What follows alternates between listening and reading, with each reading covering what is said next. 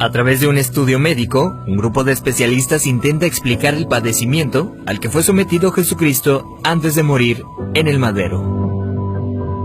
Castigo deshonroso que asignaban los romanos a los peores criminales y que Jesús aceptó como expiación para todos nosotros. Con 33 años de edad, Jesús sufrió el castigo más cruel y abominable, ocasionándole una muerte lenta y extremadamente dolorosa, padeciendo al menos unas 18 horas. De acuerdo con el estudio, cuando Jesús suda sangre en el huerto de Getsemaní, descrito en el libro de Lucas 22:44, experimentó un suceso llamado hematidrosis, que normalmente se produce cuando hay un gran sufrimiento psicológico. En algunos casos, la ansiedad severa provoca la secreción de químicos que rompen los vasos capilares en las glándulas sudoríficas, emanando mezclas entre sudor y sangre. La madrugada en la que Jesús fue arrestado, ya debilitado por lo que le habría sucedido en el huerto, fue llevado ante Sanedrín y Caifás, el sumo sacerdote. Fue golpeado por los soldados, quienes le pusieron una venda en los ojos para burlarse de él, le escupían y le abofeteaban. Para este entonces, a raíz de los golpes, ya su rostro empezaba a hacerse irreconocible debido a la hinchazón.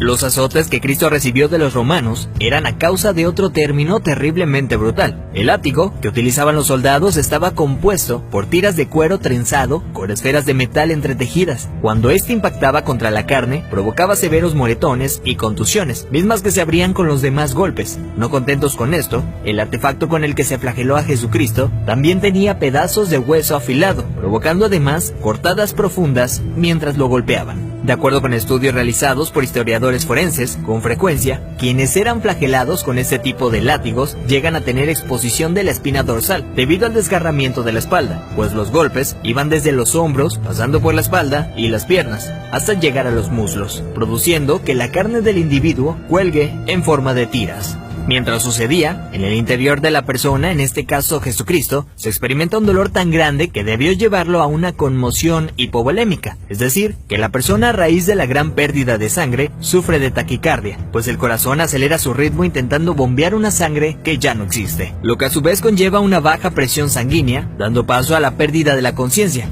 Al mismo tiempo, los riñones dejan de producir orina para mantener el volumen restante. Las personas empiezan a sentir una sed intensa, como reacción del cuerpo para intentar reponer la sangre perdida.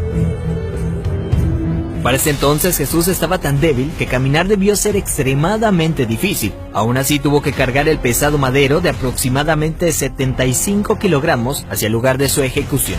Durante el trayecto nuestro Señor fue humillado, escupido, despreciado por la multitud hasta que se desplomó. Evento que sirvió para que un soldado romano le diera la orden a Simón que llevara el madero un tiempo por él.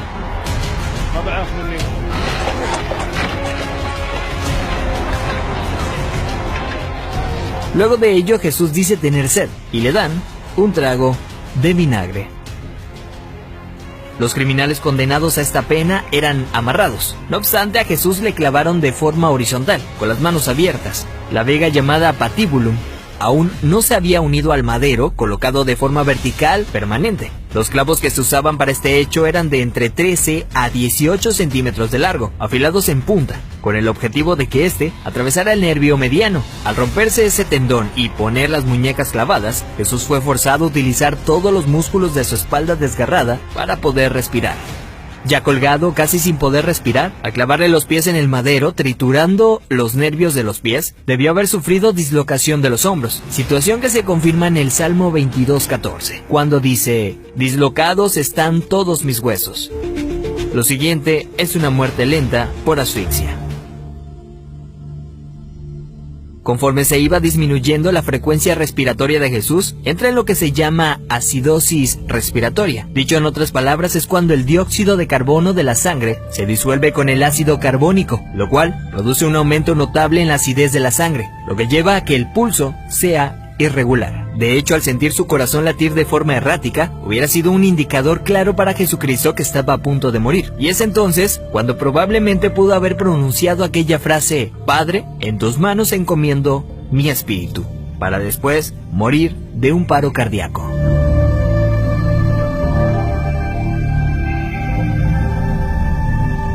A diferencia de otros crucificados, los huesos de Jesús no fueron quebrados. Esto lo hacían para evitar que las personas que pasaban por esto subieran las piernas hacia arriba y con estas se ayudaran para poder respirar. Así, la muerte era rápida en cuestión de unos minutos. Sin embargo, Jesús no pasó por esto, y se sabe porque en registros romanos, allá 2 años después, soldados describen el hecho, confirmando lo que ya estaba predicho en el Antiguo Testamento acerca del Mesías, donde se menciona que ningún hueso será quebrado. Salmos 34:20. Según dichos registros, un soldado romano clavó en Jesús una lanza en el costado derecho para confirmar su deceso. La lanza penetró el corazón, por tanto cuando sacó la lanza, del orificio salió un fluido claro como el agua, seguido de un gran volumen de sangre, tal como lo describe el apóstol Juan en su Evangelio, testigo presencial de los hechos.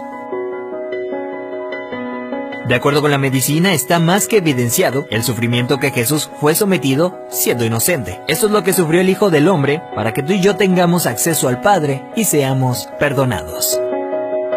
Veracidad News.